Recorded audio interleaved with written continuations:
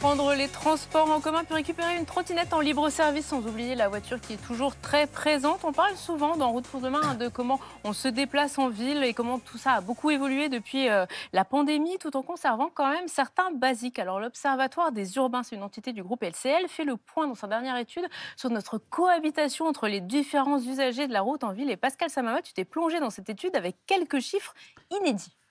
Quelques chiffres inédits et quelques enseignements totalement impressionnants. Alors, la tâche était rude de faire une étude pareille. Pourquoi? Parce que la mobilité urbaine doit s'adapter non seulement à chaque profil, mais aussi à chaque quartier, à chaque ville, à chaque moyen de transport. Et chacun voit un peu midi à sa porte, selon son âge, ses moyens, ses horaires, les distances à parcourir et sa vision de la société au sens large du terme. En tout cas, personne ne semble pleinement satisfait Oui, c'est de le ce qu'il grand a en ce moment. enseignement, c'est le grand enseignement de cette étude Ah oui, finalement. vraiment, personne n'est content, hein. C'est ce qu'on se disait dans la journée. Auparavant, il y a quelques années, il y avait 2, 3, 4 moyens de transport, la voiture, les transports en commun et à pied.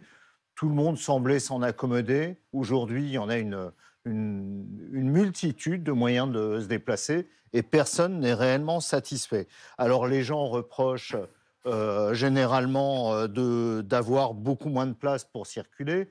D'autres, comme les voitures, les deux roues motorisées, bah, ils ont de plus en plus de restrictions, ils s'en plaignent. Les piétons se plaignent d'engins roulants qui circulent sur les trottoirs. Bref, personne n'est réellement satisfait.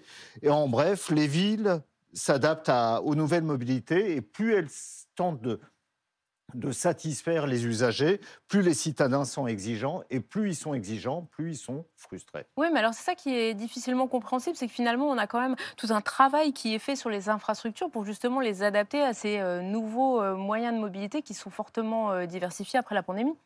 Bah, exactement, mais tout le monde est vraiment d'accord, hein, sur les efforts qui ont été faits, sur les moyens qui ont été mis pour améliorer les choses. Trois quarts des personnes interrogées trouvent la mobilité urbaine diversifiée, pratique, rapide et même agréable. Par contre, en même temps, ils estiment qu'elle est encombrée, qu'elle est chère et qu'elle est encore trop polluante. Alors on voit quand même qu'il y a de nombreux urbains et périurbains qui utilisent moins la voiture, la moto, le vélo, qui sont passés au vélo, ça c'est un constat que tout le monde fait, ou à la trottinette.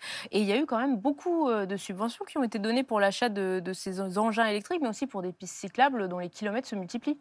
Bah, évidemment, mais 6 personnes sur 10 estiment que la cohabitation entre les vélos, les trottinettes et les autres moyens de transport, hein, ça peut être les voitures, les motos, les piétons, eh ben, est assez difficile en raison d'infrastructures, bien sûr, parce que c'est difficile d'adapter des villes qui ont été construites depuis quasi, pour certaines, le Moyen Âge, à des moyens de déplacement du 21e siècle. Et puis, il y a aussi l'histoire des parkings insuffisants, parce que ça fait craindre de se faire voler son vélo. Donc, les gens préfèrent soit ne pas l'utiliser pour éviter les accidents, soit ne pas l'utiliser parce qu'ils ont peur de se le faire voler. Alors il y a aussi les transports en commun qui en ville sont l'une des forces, permettent de se déplacer rapidement, sûrement et normalement à peu de frais par rapport à une voiture par exemple.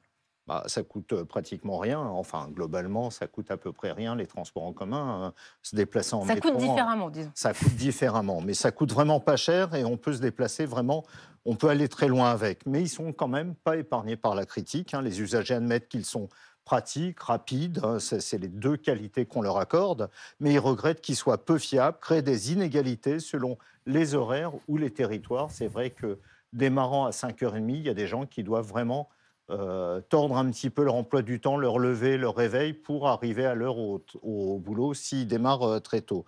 Et surtout, depuis la crise sanitaire, les utilisateurs sont beaucoup moins nombreux, beaucoup ont pris les vélos, beaucoup prennent d'autres moyens de transport, beaucoup de télétravail, mais la fréquentation des rames est en baisse, qui fait qu'ils sont toujours aussi blindés.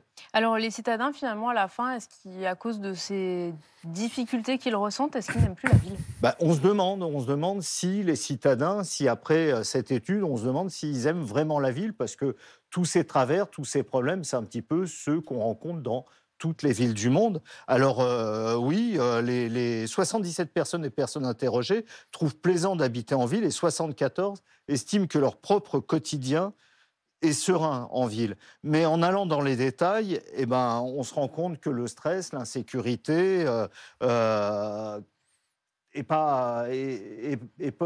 trop présent pour que les gens soient pleinement satisfaits de la ville. Et c'est peut-être ce qui explique aussi que la marche à pied soit le mode de transport le plus répandu dans les grandes villes, loin devant les voitures, les vélos et même les VTC, bien sûr, et les taxis. Finalement, comme ça, on dépend que de soi-même. Merci beaucoup, Pascal.